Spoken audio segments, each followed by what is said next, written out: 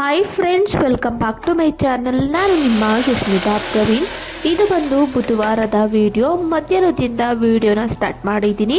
ಮಧ್ಯಾಹ್ನದ ಊಟಕ್ಕೆ ನಾನು ಕ್ವಿಕ್ಕಾಗಿ ಎಗ್ ರೈಸ್ನ ಮಾಡೋಣ ಅಂದ್ಬಿಟ್ಟು ಎಗ್ ರೈಸ್ನ ಮಾಡ್ತಾಯಿದ್ದೀನಿ. ಇಲ್ಲಿ ಒಂದು ಪಾತ್ರೆನ ತಗೊಂಡು ಇದಕ್ಕೆ ಒಂದು 3ರಿಂದ 4 ಸ್ಪೂನ್ ಆಗೋಷ್ಟು ಎಣ್ಣೆನ ಹಾಕ್ಕೊಂಡಿದ್ದೀನಿ. ಎಣ್ಣೆನ ಹಾಕ್ಕೊಂಡಾದ್ಮೇಲೆ ಬಿಸಿ ಆಗೋದಕ್ಕೆ ಬಿಡ್ತೀನಿ. ಬಿಸಿ ಆದ ನಂತರ ಒಂದು 3 ಮೆಣಸಿನ್ಕಾಯಿನ ಉದ್ದುದ್ದಕ್ಕೆ ಕಟ್ ಮಾಡ್ಕೊಂಡು ಹಾಕ್ಕೊಂಡಿದ್ದೀನಿ. ಹಾಗೆ ಒಂದು ಈರುಳ್ಳಿನ ಸಣ್ಣಕ್ಕೆ ಕಟ್ ಮಾಡ್ಕೊಂಡು ಹಾಕ್ಕೊಂಡು ಚೆನ್ನಾಗಿ ಎಣ್ಣೆಲಿ ಫ್ರೈನ ಮಾಡ್ಕೊತೀನಿ. ನೋಡಿ, ಈಗ ಚೆನ್ನಾಗಿ ಈರುಳ್ಳಿ ಫ್ರೈ ಆಗಿದೆ. ಇದಕ್ಕೆ 1 ಸ್ಪೂನ್ ಆಗೋಷ್ಟು ಶುಂಠಿ ಬೆಳ್ಳುಳ್ಳಿ ಪೇಸ್ಟ್ನ ಹಾಕ್ಕೊಂಡು ಅದನ್ನು ಕೂಡ ಹಸಿ ವಾಸನೆ ಹೋಗೋವರೆಗೂ ಫ್ರೈನ ಮಾಡ್ಕೊತೀನಿ. ನೋಡಿ, ಈಗ ಚೆನ್ನಾಗಿ ಫ್ರೈ ಆಗಿದೆ. ಇದಕ್ಕೆ 1 ಟೊಮೊಟೊನ ಕಟ್ ಮಾಡ್ಕೊಂಡು ಹಾಕ್ಕೊಂಡಿದ್ದೀನಿ. ಅದನ್ನು ಕೂಡ ಎಣ್ಣೆಲಿ ಚೆನ್ನಾಗಿ ಫ್ರೈನ ಮಾಡ್ಕೊತೀನಿ. ಫ್ರೈ ಆದ ನಂತರ ಒಂದು ಸ್ವಲ್ಪ ಬೀನಿಸು, ಒಂದು ಸ್ವಲ್ಪ ಕ್ಯಾರೆಟು ಮತ್ತು ಒಂದು ಸ್ವಲ್ಪ ಕೋಸನ್ನ ಹಾಕ್ಕೊಂಡು ಅದನ್ನು ಕೂಡ ಚೆನ್ನಾಗಿ ಎಣ್ಣೆಲಿ ಫ್ರೈನ ಮಾಡ್ಕೊತೀನಿ. ಕಂಪ್ಲೀಟಾಗಿ ಫ್ರೈನ ಮಾಡ್ಕೊಳಕ್ಕೆ ಹೋಗಬೇಡಿ, ಮುಕ್ಕಾಲು ಭಾಗದಷ್ಟು ಫ್ರೈನ ಮಾಡ್ಕೊಳ್ಳಿ. ಇದಕ್ಕೆ ಒಂದು ಸ್ವಲ್ಪ ಉಪ್ಪನ್ನ ಹಾಕ್ಕೊಂಡು ಅದನ್ನು ಕೂಡ ಚೆನ್ನಾಗಿ ಫ್ರೈನ ಮಾಡ್ಕೊತೀನಿ. ನೋಡಿ, ಈಗ ಕಂಪ್ಲೀಟಾಗಿ ಫ್ರೈ ಆಗಿದೆ. ಇದಕ್ಕೆ ಒಂದು 1/4 ಸ್ಪೂನ್ ಆಗೋಷ್ಟು ಅರಿಶಿನ, 1-2 ಸ್ಪೂನ್ ಆಗೋಷ್ಟು ರೆಡ್ ಚಿಲ್ಲಿ ಪೌಡರು, 1 ಸ್ಪೂನ್ ಆಗೋಷ್ಟು ಧನಿಯಾ ಪೌಡರು ಮತ್ತು 1 ಸ್ಪೂನ್ ಆಗೋಷ್ಟು ಗರಂ ಮಸಾಲ ಮತ್ತು ಅರ್ಧ ಸ್ಪೂನ್ ಆಗೋಷ್ಟು ಪೆಪ್ಪರ್ನ ಹಾಕ್ಕೊಂಡು ಚೆನ್ನಾಗಿ ಫ್ರೈನ ಮಾಡ್ಕೋತೀನಿ. ಎಣ್ಣೆಲಿ ಚೆನ್ನಾಗಿ ಮಸಾಲೆ ಎಲ್ಲ ಫ್ರೈ ಆಗಲಿ ಅಂತ. ನೋಡಿ, ಈಗ ಚೆನ್ನಾಗಿ ಇದು ಫ್ರೈ ಆಗಿದೆ. ಇದಕ್ಕೆ ನಾನು ಒಂದು 4 ಮೊಟ್ಟೆನ ಒಡೆದು ಹಾಕೋತೀನಿ. ನಿಮಗೆ ಎಷ್ಟು ಬೇಕು ಮೊಟ್ಟೆ ಅಷ್ಟು ನೀವು ಹಾಕೋಬೋದು. ಈ ರೀತಿಯಲ್ಲಿ ನೀವು ಒಂದ್ಸಲ ಮನೇಲಿ ಟ್ರೈ ಮಾಡಿ, ತುಂಬಾ ಚೆನ್ನಾಗಾಗುತ್ತೆ ಮತ್ತು ಕ್ವಿಕ್ಕಾಗಿ ಕೂಡ ಆಗೋಗುತ್ತೆ. ನೋಡಿ, ಈಗ ಮೊಟ್ಟೆ ಎಲ್ಲ ಹಾಕ್ಕೊಂಡಾದ್ಮೇಲೆ ಕ್ಲೀನಾಗಿ ಈ ರೀತಿಯಲ್ಲಿ ಮಿಕ್ಸ್ನ ಮಾಡ್ಕೋತೀನಿ. ತಳ ಕೊಚ್ಚಿಬಿಡುತ್ತೆ. ಕ್ಲೀನಾಗಿ ಈ ರೀತಿಯಲ್ಲಿ ತಿರ್ಕೊಳ್ಳಿ, ಇಲ್ಲಾಂದರೆ ಸೀದೋಗ್ಬಿಡುತ್ತೆ. ಈ ಒಂದು ಮಸಾಲ ಫುಲ್ಲು ಡ್ರೈ ಆಗಬಾರ್ದು. ಒಂದು ಸ್ವಲ್ಪ ತೆಳ್ಳಗಿದ್ದಾಗಲೇ ರೈಸ್ನ ಹಾಕೊಳ್ಳಿ, ಆಗ ತುಂಬಾ ಚೆನ್ನಾಗಿರುತ್ತೆ. ಫುಲ್ಲು ಡ್ರೈ ಆಗಿಬಿಟ್ರೆ ಅಷ್ಟು ಚೆನ್ನಾಗಿರೋದಿಲ್ಲ.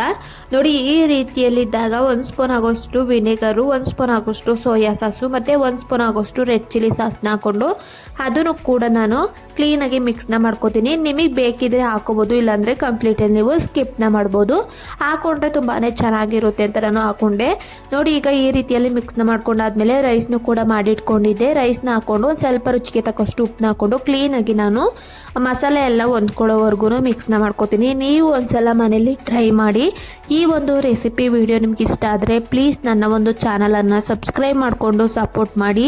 ನಾನು ಮಾಡುವಂತಹ ರೆಸಿಪೀಸ್ನ ನೀವೇನಾದರೂ ಮನೇಲಿ ಟ್ರೈ ಮಾಡಿ ಆ ಒಂದು ರೆಸಿಪಿ ನಿಮಗೆ ಇಷ್ಟ ಆದರೆ ಪ್ಲೀಸ್ ಲೈಕ್ನ ಮಾಡೋದನ್ನ ಮರಿಬೇಡಿ. ಇನ್ನೂ ಹೆಚ್ಚು ವಿಡಿಯೋಗಳನ್ನು ಮಾಡಲು ಪ್ಲೀಸ್ ನನ್ನ ಒಂದು ಪುಟ್ಟ ಚಾನಲನ್ನು ಸಪೋರ್ಟ್ ಮಾಡಿ. ಈ ರೀತಿ ನೀವು ಸಪೋರ್ಟ್ ಮಾಡೋದ್ರಿಂದ ನನಗೂ ಕೂಡ ವಿಡಿಯೋನ ಮಾಡಲು ಎನ್ಕರೇಜ್ ಆಗುತ್ತೆ. ಮಿಕ್ಸ್ನ ಮಾಡ್ಕೊಂಡಾದ್ಮೇಲೆ ಒಂದು ಸ್ವಲ್ಪ ಕೊತ್ತಂಬರಿ ಸೊಪ್ಪನ್ನ ಹಾಕ್ಕೊಂಡು ಕ್ಲೀನಾಗಿ ಮಿಕ್ಸ್ನ ಮಾಡ್ಕೋತೀನಿ. ನೋಡಿ, ಈಗ ಕ್ವಿಕ್ಕಾಗಿ ಮನೆಯಲ್ಲೇ ಎಗ್ ರೈಸ್ನ ಯಾವ ರೀತಿ ಮಾಡ್ಬೋದು ಅನ್ನೋದನ್ನ ನಿಮಗೆ ತೋರಿಸ್ಕೊಟ್ಟಿದ್ದೀನಿ. ಈ ಒಂದು ವಿಡಿಯೋ ನಿಮಗೆ ಇಷ್ಟ ಆಗಿದೆ ಅಂತ ಭಾವಿಸ್ತೀನಿ. ನೋಡಿ, ಈಗ ಕಂಪ್ಲೀಟಾಗಿ ಎಗ್ ರೈಸ್ ರೆಡಿಯಾಗಿದೆ. ಇದನ್ನು ನಾನು ಒಂದು ಪ್ಲೇಟ್ಗೆ ಸರ್ವ್ ಮಾಡ್ಕೋತೀನಿ. ಈ ರೀತಿಯಲ್ಲಿ ಸರ್ವ್ ಮಾಡ್ಕೊಂಡಾದ್ಮೇಲೆ ನಾನು ಕಟ್ ಮಾಡಿ ಇಟ್ಕೊಂಡಂತಹ ಈರುಳ್ಳಿನ ಮೇಲೆ ಉದುರಿಸ್ಕೋತೀನಿ. ಈ ರೀತಿ ಮಧ್ಯದಲ್ಲಿ ಈರುಳ್ಳಿ ಸಿಗ್ತಿದ್ರೆ ಟೇಸ್ಟು ತುಂಬಾ ಚೆನ್ನಾಗಿರುತ್ತೆ ಅಂತ.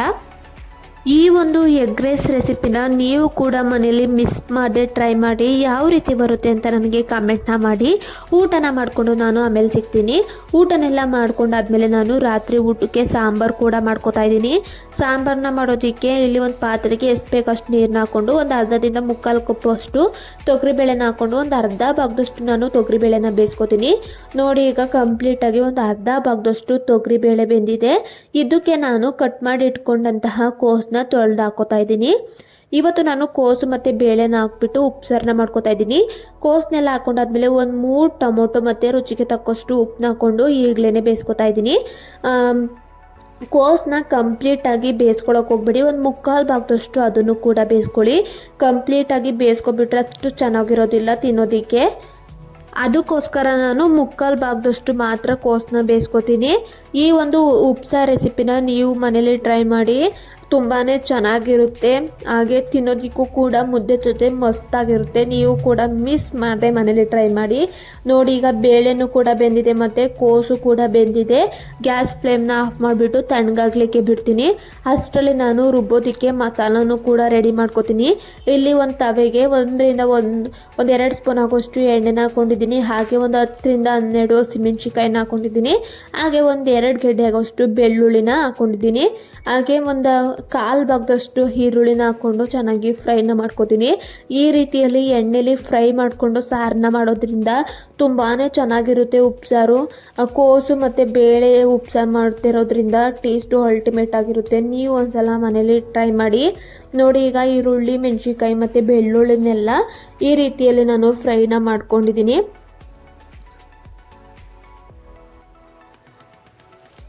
ಇದು ಬಂದು ಗೋಲ್ಡನ್ ಬ್ರೌನ್ ಬರಬೇಕು, ಅಲ್ಲಿವರೆಗೂ ಚೆನ್ನಾಗಿ ಫ್ರೈನ ಮಾಡ್ಕೊಳ್ಳಿ ನೋಡಿ. ಈಗ ಚೆನ್ನಾಗಿ ಗೋಲ್ಡನ್ ಬ್ರೌನ್ ಬರೋವರೆಗೂ ಫ್ರೈ ಮಾಡ್ಕೊಂಡಿದ್ದೀನಿ. ಈಗ ಒಂದು 1/4 ಸ್ಪೂನ್ ಆಗೋಷ್ಟು ಮೆಣಸು, ಒಂದು ಅರ್ಧ ಸ್ಪೂನ್ ಆಗೋಷ್ಟು ಜೀರಿಗೆ ಮತ್ತು ಒಂದು ಸ್ವಲ್ಪ ಕಾಯಿನ ಹಾಕ್ಕೊಂಡು ಅದನ್ನು ಕೂಡ ಚೆನ್ನಾಗಿ ಎಣ್ಣೆಯಲ್ಲಿ ಫ್ರೈನ ಮಾಡ್ಕೋತೀನಿ. ಈ ರೀತಿಯಲ್ಲಿ ಫ್ರೈನ ಮಾಡಿಕೊಂಡು ನೀವು ಸಾಂಬಾರನ್ನ ಮಾಡಿ, ಆಗ ತುಂಬಾ ಚೆನ್ನಾಗಿರುತ್ತೆ. ಎಣ್ಣೆ ಹಾಕ್ದೇನೂ ಕೂಡ ನೀವು ಫ್ರೈನ ಮಾಡ್ಕೋಬೋದು, ಬಟ್ ಎಣ್ಣೆ ಹಾಕ್ಕೊಂಡು ಫ್ರೈ ಮಾಡೋದ್ರಿಂದ ತುಂಬಾ ಚೆನ್ನಾಗಿರುತ್ತೆ ನೋಡಿ. ಈಗ ಕಾಯಿ, ಜೀರಿಗೆ, ಮೆಣಸೆಲ್ಲ ಫ್ರೈ ಮಾಡ್ಕೊಂಡಾದ್ಮೇಲೆ ಒಂದು ಸ್ವಲ್ಪ ಹುಣಸೆಹಣ್ಣು ಮತ್ತು ಒಂದು ಸ್ವಲ್ಪ ನಾನು ಕೊತ್ತಂಬರಿ ಸೊಪ್ಪನ್ನ ಹಾಕ್ಕೊಂಡು ಇದನ್ನು ಕೂಡ ಫ್ರೈನ ಮಾಡ್ಕೋತೀನಿ. ಈ ರೀತಿಯಲ್ಲಿ ಬೇಳೆ ಮತ್ತು ಕೋಸು ಹಾಕ್ಕೊಂಡು ಉಪ್ಸಾರನ್ನ ಮಾಡುವಾಗ ಒಂದು ಸ್ವಲ್ಪ ಹುಣಸೆಹಣ್ಣು ಹಾಕ್ಕೊಂಡು ಸಾರನ್ನ ಮಾಡಿ, ಆಗ ತುಂಬಾ ಚೆನ್ನಾಗಿರುತ್ತೆ. ಸೊಪ್ಪು ಸಾರುಗಳಿಗೆ ಹುಣಸೆಹಣ್ಣು ಹಾಕ್ಕೊಂಡು ಸಾರನ್ನ ಮಾಡಬೇಡಿ, ಆಗ ಅಷ್ಟು ಚೆನ್ನಾಗಿರೋದಿಲ್ಲ. ಈ ರೀತಿಯಲ್ಲಿ ಬೇಳೆ ಕೋಸನ್ನ ಹಾಕ್ಕೊಂಡು ಉಪ್ಸಾರನ್ನ ಮಾಡುವಾಗ ಒಂದು ಸ್ವಲ್ಪ ಹುಣಸೆಹಣ್ಣು ಹಾಕ್ಕೊಂಡು ನೀವು ಸಾರನ್ನ ಮಾಡಿ, ಆಗ ತುಂಬಾ ಚೆನ್ನಾಗಿರುತ್ತೆ ಟೇಸ್ಟು ನೋಡಿ. ಈಗ ನಾನು ಕೊತ್ತಂಬರಿ ಸೊಪ್ಪು ಮತ್ತು ಹುಣಸೆಹಣ್ಣು ಕೂಡ ಫ್ರೈನ ಮಾಡ್ಕೋತೀನಿ. ನೀವೇನು ಬೇಕಾದ್ರೆ ಇದನ್ನು ಉರಿ ಇಟ್ಕೊಂಡೆ ನೀವು ಫ್ರೈ ಮಾಡ್ಕೋಬೇಕು ಅಂತ ಏನಿಲ್ಲ. ಗ್ಯಾಸ್ ಫ್ಲೇಮ್ನ ಆಫ್ ಮಾಡಿಬಿಟ್ಟೆ ನೀವು ಫ್ರೈನ ಮಾಡ್ಕೋಬೋದು. ಏಕೆ ಅಂದರೆ ಕಾವಿರುತ್ತೆ, ಅದರಲ್ಲೇ ಫ್ರೈ ಆಗಿಬಿಡುತ್ತೆ ನೋಡಿ. ಈಗ ಚೆನ್ನಾಗಿ ಕಂಪ್ಲೀಟಾಗಿ ಫ್ರೈ ಆದಮೇಲೆ ತಣ್ಣಗಾಗಲಿಕ್ಕೆ ಬಿಟ್ಟಿದ್ದೆ. ಈಗ ತಣ್ಣಗಾಗಿದೆ. ಇದನ್ನು ನಾನು ಒಂದು ಮಿಕ್ಸಿ ಜಾರ್ಗೆ ಹಾಕ್ಕೋತಾ ಇದ್ದೀನಿ ನೋಡಿ. ಈಗ ಫ್ರೈ ಮಾಡಿಟ್ಕೊಂಡಂತಹ ಮಸಾಲನೆಲ್ಲ ಮಿಕ್ಸಿ ಜಾರ್ಗೆ ಹಾಕ್ಕೊಂಡಾದ್ಮೇಲೆ ಏನು ಬೇಯಿಸಿಟ್ಕೊಂಡಿದ್ದೆ ಕೋಸು ಮತ್ತು ಬೇಳೆನ ಹಾಕ್ಕೊಂಡು, ಕಾಳು ಏನು ಬೇಯಿಸ್ಕೊಂಡಿದ್ದೆ ಅದೇ ನೀರನ್ನ ಹಾಕ್ಕೊಂಡು ಟೊಮೊಟೊನೂ ಕೂಡ ಹಾಕ್ಕೊಂಡು ಕ್ಲೀನಾಗಿ ನುಣ್ಣಗೆ ರುಬ್ಕೊಂಬರ್ತೀನಿ ನೋಡಿ. ಈಗ ಈ ರೀತಿಯಲ್ಲಿ ರುಬ್ಕೊಂಡು ಬಂದಿದ್ದೀನಿ. ಈಗ ಒಗ್ಗರಣೆ ಯಾವ ರೀತಿ ಹಾಕ್ತೀನಿ ಅನ್ನೋದನ್ನ ತೋರಿಸ್ತೀನಿ ಬನ್ನಿ. ಇಲ್ಲಿ ಒಂದು ಪಾತ್ರೆಗೆ ನಾನು ಒಂದು 2-3 ಸ್ಪೂನು, ಇಲ್ಲ ಒಗ್ಗರಣೆಗೆ ಎಷ್ಟು ಬೇಕೋ ಅಷ್ಟನ್ನ ನಾನು ಎಣ್ಣೆನ ಹಾಕ್ಕೊಂಡಿದ್ದೀನಿ. ಎಣ್ಣೆ ಬಿಸಿ ಆದಮೇಲೆ ನಾನು ಒಂದು ಸ್ವಲ್ಪ ಸಾಸಿವೆನ ಹಾಕ್ಕೊಂಡು, ಸಾಸಿವೆ ಸಿಡಿದ್ಮೇಲೆ ನಾನು ಒಗ್ಗರಣೆ ಮಾಡ್ಕೋತೀನಿ ನೋಡಿ. ಈಗ ಸಾಸಿವೆ ಸಿಡಿದಿದೆ. ಇಲ್ಲಿ ಒಂದು ಅರ್ಧ ಭಾಗದಷ್ಟು ಬೆಳ್ಳುಳ್ಳಿನ ನಾನು ಗೆಜ್ಜೆ ಹಾಕ್ಕೊಂಡಿದ್ದೀನಿ ಮತ್ತು ಒಂದು 1/4 ಭಾಗದಷ್ಟು ನಾನು ಈರುಳ್ಳಿನ ಕಟ್ ಮಾಡ್ಕೊಂಡು ಹಾಕ್ಕೊಂಡಿದ್ದೀನಿ ಮತ್ತು ಒಂದು ಸ್ವಲ್ಪ ಕರಿಬೇವನ್ನ ಹಾಕ್ಕೊಂಡು ಫ್ರೈನ ಮಾಡ್ಕೋತಾ ಇದ್ದೀನಿ. ಗೆಜ್ಜಿರುವಂತಹ ಬೆಳ್ಳುಳ್ಳಿನ ಈ ರೀತಿಯಲ್ಲಿ ಸಾಂಬಾರಿಗೆ ಉಪ್ಸಾರಿಗೆ ಹಾಕೋದ್ರಿಂದ ಟೇಸ್ಟು ತುಂಬಾ ಚೆನ್ನಾಗಿರುತ್ತೆ. ಈರುಳ್ಳಿ, ಬೆಳ್ಳುಳ್ಳಿ ಮತ್ತು ಕರಿಬೇವು ಎಲ್ಲ ಫ್ರೈ ಆದಮೇಲೆ ಏನು ರುಬ್ಬಿಟ್ಕೊಂಡಿದೆ ಈ ಒಂದು ಮಸಾಲನ ಹಾಕ್ಕೊಂಡು ಇದನ್ನು ಕೂಡ ಚೆನ್ನಾಗಿ ಎಣ್ಣೆಯಲ್ಲಿ ಫ್ರೈ ಮಾಡ್ಕೋತೀನಿ. ಈಗ ಮಸಾಲನೆಲ್ಲ ಹಾಕೊಂಡಾದ್ಮೇಲೆ ಯಾವ ಕನ್ಸಿಸ್ಟೆನ್ಸಿ ಬೇಕೋ ಆ ಕನ್ಸಿಸ್ಟೆನ್ಸಿಗೆ ನೀವು ನೀರನ್ನ ಹಾಕ್ಕೊಂಡು ಸಾರನ್ನ ರೆಡಿ ಮಾಡ್ಕೋಬೋದು. ನನಗೊಂದು ಸ್ವಲ್ಪ ಸಾರು ಗಟ್ಟಿ ಅನ್ನಿಸ್ತು, ಅದಕ್ಕೋಸ್ಕರ ನಾನು ಇನ್ನೊಂದು ಸ್ವಲ್ಪ ನೀರನ್ನ ಹಾಕ್ಕೊಂಡು ಕ್ಲೀನಾಗಿ ಮಿಕ್ಸ್ನ ಮಾಡ್ಕೋತಾ ಇದ್ದೀನಿ ನೋಡಿ. ಈಗ ನನಗೆ ಈ ಕನ್ಸಿಸ್ಟೆನ್ಸಿಗೆ ಸಾಕು, ಅದಕ್ಕೋಸ್ಕರ ನನಗೆ ಎಷ್ಟು ಬೇಕೋ ಅಷ್ಟು ನೀರನ್ನ ಹಾಕ್ಕೊಂಡು ಮಿಕ್ಸ್ನ ಮಾಡಿಕೊಂಡೆ ನೋಡಿ. ಈಗ ಮಿಕ್ಸ್ನೆಲ್ಲ ಮಾಡ್ಕೊಂಡಾದ್ಮೇಲೆ ಈಗಲೇ ನಾನು ರುಚಿಗೆ ಎಷ್ಟು ಬೇಕೋ ಅಷ್ಟನ್ನ ಉಪ್ಪನ್ನ ಹಾಕ್ಕೊಂಡು ಕ್ಲೀನಾಗಿ ಸಾರನ್ನ ಬೇಯಿಸ್ಕೋತೀನಿ ನೋಡಿ. ಈಗ ಸಾರು ಕೂಡ ರೆಡಿಯಾಗಿದೆ, ಚೆನ್ನಾಗಿ ಬೇಯ್ತಾ ಇದೆ. ಇದನ್ನು ಇನ್ನೊಂದು ಸಲ ನಾನು ಮಿಕ್ಸ್ನ ಮಾಡ್ಕೋತೀನಿ. ಈ ಒಂದು ಉಪ್ಸಾರು ರೆಸಿಪಿನ ನೀವು ಕೂಡ ಮಿಸ್ ಮಾಡದೆ ಮನೇಲಿ ಟ್ರೈ ಮಾಡಿ. ಈಗ ಸಾಂಬಾರು ರೆಡಿಯಾಗಿದೆ. ಗ್ಯಾಸ್ ಫ್ಲೇಮ್ನ ಆಫ್ ಮಾಡಿಬಿಟ್ಟು ನಾನು ಪ್ಲೇಟ್ನ ಮುಚ್ಚಿಕ್ಬಿಟ್ಟು ಸೈಡ್ಗೆ ಎತ್ತಿಕ್ತೀನಿ. ಅಷ್ಟರಲ್ಲಿ ನಾನು ಕಾಳು ಒಗ್ಗರಣೆನೂ ಕೂಡ ಮಾಡ್ಕೋತೀನಿ. ಕಾಳು ಒಗ್ಗರಣೆಗೆ ಇಲ್ಲಿ ಒಂದು ಪಾತ್ರೆಗೆ ನಾನು ಎಷ್ಟು ಬೇಕು ಒಗ್ಗರಣೆಗೆ ಅಷ್ಟು ಎಣ್ಣೆನ ಹಾಕ್ಕೊಂಡಿದ್ದೀನಿ. ಎಣ್ಣೆ ಬಿಸಿ ಆದಮೇಲೆ ಒಂದು 3-4 ಮೆಣಸಿನ್ಕಾಯಿನ ಕಟ್ ಮಾಡ್ಕೊಂಡು ಹಾಕ್ಕೊಂಡಿದ್ದೀನಿ. ಹಾಗೆ ಒಂದು ಸ್ವಲ್ಪ ಕರಿಬೇವನ್ನ ಹಾಕ್ಕೊಂಡು ಚೆನ್ನಾಗಿ ಎಣ್ಣೆಲಿ ಫ್ರೈನ ಮಾಡ್ಕೋತೀನಿ.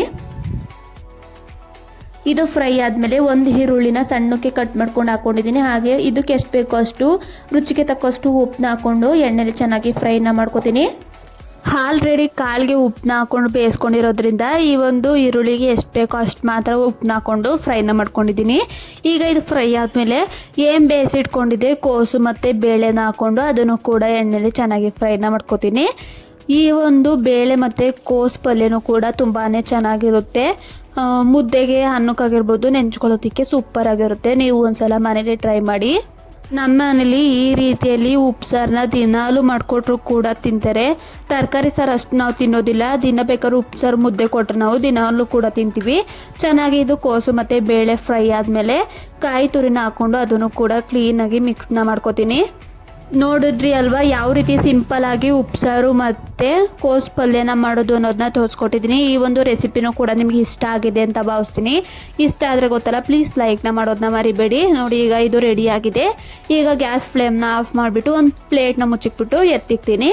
ಅಷ್ಟರಲ್ಲಿ ನಾನು ಕರ್ಗಳನ್ನ ಮಾಡ್ಕೊಳ್ಳೋಣ ಅಂದ್ಬಿಟ್ಟು ಇಲ್ಲಿ ಒಂದು ಬಾಣಲಿಗೆ ಎಣ್ಣೆ ಬಿಸಿ ಮಾಡೋದಕ್ಕೆ ಇಟ್ಟಿದ್ದೆ. ಹಸ್ಬೆಂಡು ಮಾರ್ಕೆಟಿಗೆ ಹೋದಾಗ ಇದ್ಕಿದ ಅವರೆಕಾಳನ್ನ ತಂದಿದ್ರು. ಆಲ್ರೆಡಿ ನಾನು ಸಾಂಬಾರು ಕೂಡ ಮಾಡ್ಕೊಂಡಿದ್ದೆ. ಆ ಒಂದು ರೆಸಿಪಿ ವಿಡಿಯೋನೂ ಕೂಡ ಇದೆ, ಅದನ್ನು ಕೂಡ ಶೇರ್ ಮಾಡ್ತೀನಿ. ಇನ್ನು ಮಿಕ್ಕಿದ ಅವರೆಕಾಳು ಇತ್ತು ಅಂದ್ಬಿಟ್ಟು ನಾನು ಕರ್ಗಳನ್ನ ಮಾಡ್ಕೊಳ್ಳೋಣ ಅಂದ್ಬಿಟ್ಟು ಕರ್ಗಳನ್ನ ಮಾಡ್ಕೊಡ್ತಾ ಇದ್ದೀನಿ. ನೋಡಿ ಎಣ್ಣೆ ಬಿಸಿ ಆದಮೇಲೆ ನಾನು 1 ಕಪ್ ಆಗೋಷ್ಟು ಇದ್ಕಿದ ಅವರೆಕಾಳನ್ನ ಹಾಕ್ಕೊಂಡು ಲೋ ಫ್ಲೇಮಲ್ಲಿ ನಾನು ಇದನ್ನು ಕರ್ಕೊತಾ ಇದ್ದೀನಿ. ಈ ಒಂದು ಇದ್ಕಿದ ಅವರೆಕಾಳು ರೆಸಿಪಿನ ನೀವು ಕರ್ಗಳು ಅಂತನಾದ್ರು ಅನ್ಬೋದು, ಇಲ್ಲಾಂದರೆ ಇದ್ಕಿದವರೆ ಬೇಳೆ ಮಿಕ್ಸ್ಚರ್ ಅಂತನಾದ್ರು ಹೇಳ್ಬೋದು. ನಮ್ಮ ಹಳ್ಳಿ ಕಡೆ ಕರ್ಗಳು ಅಂತ ಕರಿತೀವಿ, ಅದಕ್ಕೋಸ್ಕರ ನಾನು ಕರ್ಗಳು ಅಂತಲೇ ಹೇಳ್ದೆ. ನೋಡಿ ಇದನ್ನು ಲೋ ಫ್ಲೇಮಲ್ಲೇ ಬೇಯಿಸ್ಕೋಬೇಕು. ಹೈ ಫ್ಲೇಮಲ್ಲಿ ಇಟ್ಬಿಟ್ರೆ ಸೀದೋಗ್ಬಿಡುತ್ತೆ. ಇದನ್ನು ಕಾಫಿ ಟೈಮ್ಗೆ ಸ್ನ್ಯಾಕ್ಸ್ ಆಗಿ ಕೂಡ ತಿನ್ಬೋದು, ಇಲ್ಲಾಂದರೆ ಊಟ ಟೈಮಲ್ಲಿ ನೆಂಚ್ಕೊಳ್ಳೋಕ್ಕಾದ್ರೂ ಕೂಡ ತಿನ್ಬೋದು. ಇತ್ತು ಅಂದ್ಬಿಟ್ಟು ನಾನು ಸ್ನ್ಯಾಕ್ಸ್ ಆಗಿ ಮಾಡ್ಕೋತಾ ಇದ್ದೀನಿ. ನೋಡಿ ಈಗ ಯಾವ ರೀತಿ ಬೆಂದಿದೆ ಅಂತ ಗೊತ್ತಾಗುತ್ತೆ ಅಂದರೆ ಅವರೆ ಬೇಳೆ ಎಲ್ಲ ಮೇಲ್ ತೇಲುತ್ತೆ, ಆಗ ಕಂಪ್ಲೀಟಾಗಿ ಬೆಂದಿದೆ ಅಂತ ಅರ್ಥ. ನೋಡಿ ಈಗ ಬೆಂದಿದೆ. ಇದನ್ನು ನಾನು ಒಂದು ಸ್ಟ್ರೈನರ್ಗೆ ಹಾಕ್ಕೊಂಡು ಎಣ್ಣೆನೆಲ್ಲ ಸೋರಿಸ್ಕೊತೀನಿ. ಇಲ್ಲಾಂದರೆ ಒಂದು ತಟ್ಟೆಗೆ ನೀವು ಒಂದು ಕಾಳನ್ನ ತಗೊಂಡು ಹಾಕ್ಕೊಂಡು ಅದನ್ನು ಕೂಡ ಚೆಕ್ ಮಾಡ್ಬೋದು. ಆವಾಗ ಸೌಂಡ್ ಬರುತ್ತೆ, ಮೇಲಿಂದ ಕೆಳಗೆ ಎತ್ತಾಕ್ದಾಗ ಸೌಂಡ್ ಬರುತ್ತೆ, ಆಗಲೂ ಕೂಡ ಬೆಂದಿದೆ ಅಂತ ಅರ್ಥ. ನೋಡಿ ಈಗ ಕಂಪ್ಲೀಟಾಗಿ ಮೇಲ್ ತೇಲ್ತಿದೆ. ನಾನು ಒಂದು ಸ್ಟ್ರೈನರ್ ತಗೊಂಡು ಕ್ಲೀನಾಗಿ ಎಣ್ಣೆನೆಲ್ಲ ಸೋರಿಸ್ಕೊತೀನಿ. ಈ ಥರ ಎಲ್ಲ ರೆಸಿಪೀಸ್ನ ನಾನು ಮಾಡುವಾಗ ನನ್ನ ಕಾಲೇಜ್ ಡೇಸ್ ತುಂಬಾ ನೆನಪಾಗುತ್ತೆ. ಈ ಥರ ಅವರೆಕಾಳು ಸೀಸನ್ ಬಂದಾಗ ನನ್ನ ಫ್ರೆಂಡ್ಸ್ ಎಲ್ಲ ಈ ರೀತಿಯಲ್ಲೇ ಮಾಡ್ಕೊಂಡು ಬರ್ತಾಯಿದ್ರು ಕರ್ಗಳನ್ನ. ನಾವು ಲಾಸ್ಟ್ ಬೆಂಚಲ್ಲಿ ಕೂತ್ಕೊಂಡು ತಿನ್ಕೊಂಡು ಕೂರ್ತಿದ್ದು. ನೋಡಿ ಈಗ ಕಂಪ್ಲೀಟಾಗಿ ಸ್ಟ್ರೈನರ್ಗೆ ಎಲ್ಲನೂ ಇದ್ಕಿದ ಅವರೆಕಾಳನ್ನೆಲ್ಲ ಎತ್ಕೊಂಡಿದ್ದೀನಿ. ಈ ರೀತಿಯಲ್ಲಿ ನೀವು ಒಂದ್ಸಲ ಮನೆಯಲ್ಲಿ ಇದ್ಕಿದ ಅವರೆಕಾಳು ಇದ್ದರೆ ಕರ್ಗಳನ್ನ ಮಾಡ್ಕೊಳ್ಳಿ, ತುಂಬಾ ಚೆನ್ನಾಗಿರುತ್ತೆ ಸ್ನ್ಯಾಕ್ಸ್ ರೀತಿಯಲ್ಲಿ ತಿನ್ನೋದಕ್ಕೆ. ನೋಡಿ ಈಗ ಕಂಪ್ಲೀಟಾಗಿ ಎಲ್ಲನೂ ಎತ್ಕೊಂಡಾದ್ಮೇಲೆ ಎಣ್ಣೆನೆಲ್ಲ ಸೋರಿಸ್ಕೊಂಡು ನಾನು ಒಂದು ತಟ್ಟೆಗೆ ಇಲ್ಲ ಒಂದು ಪ್ಲೇಟಿಗೆ ಎತ್ತಿಡ್ಕೊತಾ ಇದ್ದೀನಿ. ಇದನ್ನೆಲ್ಲ ಎತ್ಕೊಂಡಾದ್ಮೇಲೆ ನಾನು 1 ರಿಂದ 1.5 ಹಿಡಿ ಆಗೋಷ್ಟು ನಾನು ಕಡಲೆ ಬೀಜನ ಹಾಕ್ಕೊಂಡು ಅದನ್ನು ಕೂಡ ಲೋ ಫ್ಲೇಮಲ್ಲೇ ನಾನು ಬೇಯಿಸ್ಕೊತೀನಿ. ಕಡಲೆ ಬೀಜನೂ ಬೇಕಾದರೆ ನಿಮಗೆ ಎಷ್ಟು ಬೇಕೋ ಅಷ್ಟು ನೀವು ಹಾಕ್ಕೋಬೋದು. ನಾನಿಲ್ಲಿ ಒಂದು ಸ್ವಲ್ಪ ಜಾಸ್ತಿನೇ ಹಾಕ್ಕೋತಾ ಇದ್ದೀನಿ. ನಮಗೆ ಈ ರೀತಿಯಲ್ಲಿ ಕರ್ಗಳನ್ನ ತಿನ್ನೋದಕ್ಕೆ ತುಂಬಾ ಇಷ್ಟ. ಅದು ಕಡಲೆ ಬೀಜ ಇನ್ನೂ ಜಾಸ್ತಿ ಇದ್ದರೆ ಇನ್ನೂ ಇಷ್ಟ ಆಗುತ್ತೆ ಅಂದ್ಬಿಟ್ಟು ನಾನು ಕಡಲೆ ಬೀಜನ ಜಾಸ್ತಿನೇ ಹಾಕ್ಕೊಂಡಿದ್ದೀನಿ. ನೋಡಿ ಈ ರೀತಿಯಲ್ಲೇ ಲೋ ಟು ಮೀಡಿಯಮ್ ಫ್ಲೇಮಲ್ಲೇ ಈ ರೀತಿಯಲ್ಲೇ ಕರ್ಕೊಳ್ಳಿ. ಹೈ ಫ್ಲೇಮಲ್ಲಿ ಇಟ್ಕೊಂಡ್ರೆ ತುಂಬಾ ಸೀದೋಗ್ಬಿಡುತ್ತೆ, ಆಗ ಚೆನ್ನಾಗಿರೋದಿಲ್ಲ ತಿನ್ನೋದಕ್ಕೆ. ಕಡಲೆ ಬೀಜ ಕಂಪ್ಲೀಟಾಗಿ ಬೆಂದಾಗ ಸೀಳ್ ಬಿಡುತ್ತೆ, ಓಪನ್ ಆಗುತ್ತೆ, ಆಗ ಕಂಪ್ಲೀಟಾಗಿ ಕಡಲೆ ಬೀಜನೂ ಕೂಡ ಫ್ರೈ ಆಗಿದೆ ಅಂತ ಅರ್ಥ. ನೋಡಿ ಈಗ ಕಲರು ಕೂಡ ಚೇಂಜ್ ಆಗಿದೆ, ಹಾಗೆ ಕಡಲೆ ಬೀಜನೂ ಕೂಡ ಚೆನ್ನಾಗಿ ಫ್ರೈ ಆಗಿದೆ. ಇದನ್ನು ಕೂಡ ನಾನು ಸ್ಟ್ರೈನರ್ಗೆ ಎತ್ಕೋತಾ ಇದ್ದೀನಿ ಎಣ್ಣೆನ ಸೋರೋದಕ್ಕೆ. ಈ ರೀತಿಯಲ್ಲಿ ಕ್ಲೀನಾಗಿ ಎಲ್ಲನೂ ಎತ್ತಿಟ್ಕೊಬಿಡಿ, ಆಗ ಕಂಪ್ಲೀಟಾಗಿ ಎಣ್ಣೆನೂ ಕೂಡ ಸೋರುತ್ತೆ, ಆಗ ಜಾಸ್ತಿ ಎಣ್ಣೆ ಅಂತಲೂ ಅನಿಸೋದಿಲ್ಲ. ಈ ರೀತಿಯಲ್ಲಿ ಅವರೆಕಾಳು ಸೀಸನ್ ಇದ್ದಾಗ ಈ ರೀತಿಯಲ್ಲಿ ಒಂದು ಸಲ ಮಾಡಿಕೊಂಡು ಡಬ್ಬಕ್ಕೆ ಹಾಕಿ ಇಟ್ಕೊಂಡಾಗ ಯಾವಾಗ ಬೇಕಾದರೂ ನೀವು ತಿನ್ಬೋದು, ಬೇಜಾರು ಅನ್ನಿಸ್ದಾಗ ನೀವು ತಿನ್ಬೋದು. ಈಗ ಮಳೆ ಸೀಸನ್ ಆಗಿರೋದ್ರಿಂದ ಈ ರೀತಿಯಲ್ಲಿ ಸ್ನ್ಯಾಕ್ಸ್ ಇದ್ದಾಗ ಯಾವಾಗ ಬೇಕಾದರೂ ನೀವು ತಿನ್ಬೋದು. ಕಡಲೆ ಬೀಜನೂ ನಾನು ಎತ್ಕೊಂಡು ಒಂದು ಪ್ಲೇಟಿಗೆ ಹಾಕ್ಕೊಂಡಾದ್ಮೇಲೆ ಇಲ್ಲಿ ಮತ್ತೆ ನಾನು ಈ ಒಂದು ಸ್ಟ್ರೈನರ್ಗೆ ಒಂದು ಸ್ವಲ್ಪ ಅವಲಕ್ಕಿನ ಹಾಕ್ಕೊಂಡು ಫ್ರೈನ ಮಾಡ್ಕೋತಾ ಇದ್ದೀನಿ. ಕರ್ಗಳಾದ್ಮೇಲೆ ಈ ರೀತಿಯಲ್ಲಿ ಅವಲಕ್ಕಿನ ಫ್ರೈ ಮಾಡ್ಕೊಂಡು ಹಾಕ್ಕೊಳ್ಳೋದ್ರಿಂದ ತುಂಬಾ ಚೆನ್ನಾಗಿರುತ್ತೆ. ಕಡಲೆ ಬೀಜ ಈ ರೀತಿ ಅವಲಕ್ಕಿ ಎಲ್ಲನೂ ಮಿಕ್ಸಲ್ಲಿ ತಿನ್ನೋದ್ರಿಂದ ಟೇಸ್ಟು ಕೂಡ ತುಂಬಾ ಚೆನ್ನಾಗಿರುತ್ತೆ, ಹಾಗೆ ಏನೋ ಒಂಥರ ಸೂಪರಾಗಿರುತ್ತೆ ಈವ್ನಿಂಗ್ ಸ್ನ್ಯಾಕ್ಸ್ ಆಗಿ ತಿನ್ನೋದಕ್ಕೆ. ನೋಡಿ ಈಗ ಅವಲಕ್ಕಿ ಎಲ್ಲ ಪೂರಿ ಥರ ಉಬ್ಬಿದೆ, ನೋಡಿ ಯಾವ ರೀತಿಯಲ್ಲಿ ಆಗಿದೆ ಅಂತ. ಇದನ್ನು ಕೂಡ ನಾನು ಎಣ್ಣೆನೆಲ್ಲ ಸೋರಿಸ್ಕೊಂಡು ಒಂದು ತಟ್ಟೆಗೆ ಹಾಕಿಟ್ಕೋತೀನಿ.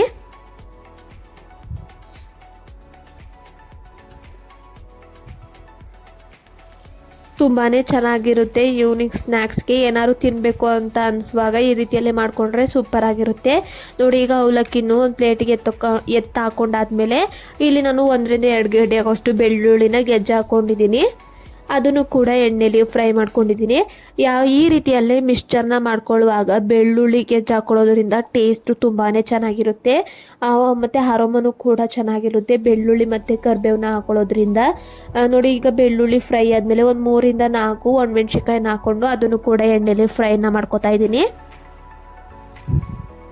ಈ ರೀತಿಯಲ್ಲಿ ಗೋಲ್ಡನ್ ಬ್ರೌನ್ ಬರಬೇಕು, ಅಲ್ಲಿವರೆಗೂ ಫ್ರೈನ ಮಾಡ್ಕೊಳ್ಳಿ. ಮಧ್ಯದಲ್ಲಿ ಈ ರೀತಿಯಲ್ಲಿ ಕರೆದಂತಹ ಬೆಳ್ಳುಳ್ಳಿ ಸಿಕ್ಕಿದರೆ ತುಂಬಾ ಚೆನ್ನಾಗಿರುತ್ತೆ ಟೇಸ್ಟು.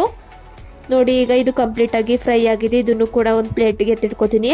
ಈಗ ಮತ್ತೆ ನಾನು ಸಣ್ಣಕ್ಕೆ ಈ ರೀತಿಯಲ್ಲಿ ಉದ್ದುದ್ದಕ್ಕೆ ನಾನು ಕೊಬ್ಬರಿ ಚೂರನ್ನ ಕಟ್ ಮಾಡಿ ಇಟ್ಕೊಂಡಿದ್ದೆ, ಅದನ್ನು ಕೂಡ ನಾನು ಫ್ರೈನ ಮಾಡ್ಕೊತಾ ಇದ್ದೀನಿ. ಇದು ಕೂಡ ಗೋಲ್ಡನ್ ಬ್ರೌನ್ ಬರಬೇಕು, ಅಲ್ಲಿವರೆಗೂ ನೀವು ಫ್ರೈನ ಮಾಡ್ಕೊಳ್ಳಿ. ನೋಡಿ, ಈಗ ಇದು ಕೂಡ ಆಲ್ಮೋಸ್ಟ್ ಆಗಿದೆ. ಈಗ ಕ್ಲೀನಾಗಿ ನಾನು ಎಣ್ಣೆನ ಸೋರಿಸ್ಕೊಂಡು ಇದನ್ನು ಕೂಡ ಒಂದು ಪ್ಲೇಟ್ಗೆ ಎತ್ತಿಟ್ಕೋತೀನಿ.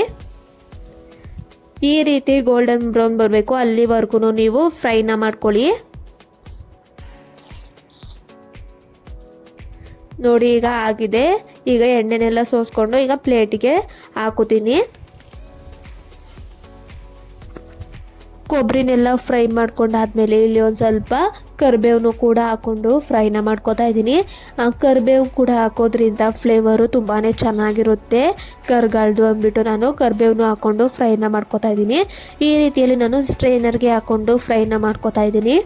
ನೋಡಿ, ಈ ರೀತಿಯಲ್ಲಿ ಫ್ರೈನ ಮಾಡಿಕೊಂಡಾಗ ಒಂದು ಸ್ವಲ್ಪ ಕ್ರಿಸ್ಪಿಯಾಗಿ ಕರಿಬೇವು ಆಗುತ್ತೆ, ಅಲ್ಲಿವರೆಗೂ ಫ್ರೈನ ಮಾಡ್ಕೊಳ್ಳಿ. ನೋಡಿ, ಈಗ ಕಂಪ್ಲೀಟಾಗಿ ಕರಿಬೇವನ್ನು ಕೂಡ ನಾನು ಫ್ರೈನ ಮಾಡಿಕೊಂಡು ಕ್ಲೀನಾಗಿ ಎಣ್ಣೆನ ಸೋಸ್ಕೊಂಡು ಒಂದು ಪ್ಲೇಟಿಗೆ ಹಾಕಿ ಇಟ್ಕೊಂಡಿದ್ದೀನಿ. ನೋಡಿ, ಎಲ್ಲನೂ ಏನು ಕರ್ದು ಇಟ್ಕೊಂಡಿದ್ದೆ ಎಲ್ಲನೂ ಕೂಡ ಹಾಕೊಂಡಾದ್ಮೇಲೆ ರುಚಿಗೆ ತಕ್ಕಷ್ಟು ಉಪ್ಪು, ಒಂದು ಸ್ವಲ್ಪ ಅರಿಶಿನ ಮತ್ತು ಒಂದು ಸ್ವಲ್ಪ ರೆಡ್ ಚಿಲ್ಲಿ ಪೌಡರ್ನ ಹಾಕ್ಕೊಂಡು ಕ್ಲೀನಾಗಿ ಮಿಕ್ಸ್ನ ಮಾಡ್ಕೊತೀನಿ.